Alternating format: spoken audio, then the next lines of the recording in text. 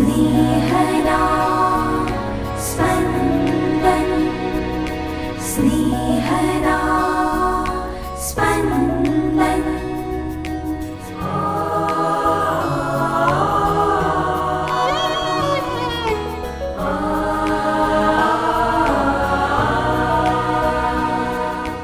સામાન્ય કાળના 20મા અઠવાડિયાનો ગુરુવાર. ધર્મસભા આજે સંત બેર્નાર્દનું પર્વ ઉજવે છે. ઈશ્વર દરેક વ્યક્તિને પોતાના રાજ્યમાં આવવા આમંત્રિત કરે છે, પરંતુ માત્ર આમંત્રણ સ્વીકારવું પૂરતું નથી. જીવનમાં વિશ્વાસ, પસ્તાવો અને પવિત્રતા દ્વારા તે આમંત્રણને યોગ્ય પ્રતિભાવ આપવો જરૂરી છે.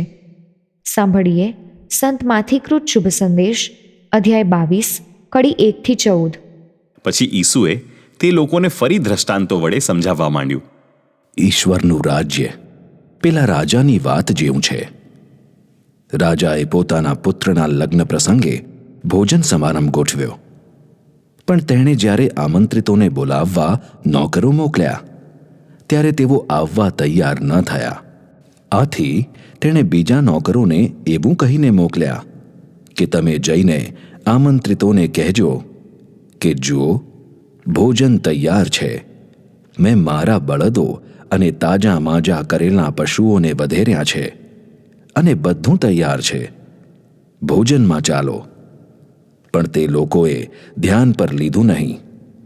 કોઈ પોતાના ખેતરમાં ચાલ્યા ગયા તો કોઈ પોતાને ધંધે ચાલ્યા ગયા, અને બાકીનાઓએ રાજાના નોકરોને પકડીને અપમાન કરીને મારી નાખ્યા. આથી રાજાએ ગુસ્સે થઈને લશ્કર મોકલીને એ ખૂનીઓનો વધ કરાવ્યો અને તેમના શહેરને બાળી મુકાવ્યું. પછી તેણે પોતાના નોકરોને કહ્યું, ભોજન તો તૈયાર છે, પણ જેમને આમંત્ર્યા હતા તેઓમાં પાત્રતા નહોતી. એટલે તમે ચૌટે ચકલે જાઓ અને જેટલા મળે તેટલાને જમવા બોલાવી લાવો.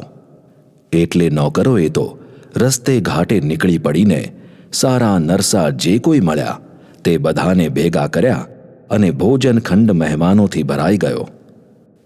રાજા જ્યારે મહેમાનોને પંગતમાં જોવા આવ્યો ત્યારે તેણે એક માણસને લગ્નને લાયક વસ્ત્રો પહેર્યા વગર આવેલો દીઠો. રાજાએ તેને કહ્યું, ભાઈ, તમે લગ્નને લાયક વસ્ત્ર પહેર્યા વગર અહીં કેમ આવ્યા છો? પેલો માણસ કંઈ જવાબ ન આપી શક્યો. ત્યારે રાજાએ પોતાના નોકરોને કહ્યું, એના હાથ પગ બાંધીને એને બહારના અંધારામાં નાખો. ત્યાં રોવાનું અને દાંત પીસવાનું ચાલ્યા કરશે. કારણ બોલાવ્યા તો ઘણાને હોય છે, પણ પસંદ થોડા જ થાય છે. स्नेहदा स्पन्दन स्पन्दन।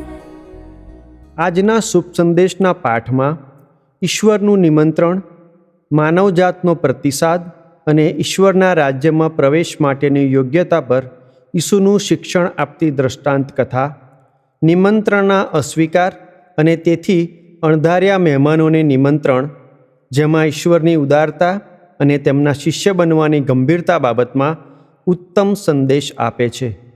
લગ્ન સમારંભની મિજબાની એ જૂના કરારમાં ઈશ્વરના તેની પ્રજા સાથેના સંબંધોના પ્રતીક સમી ગણવામાં આવતી.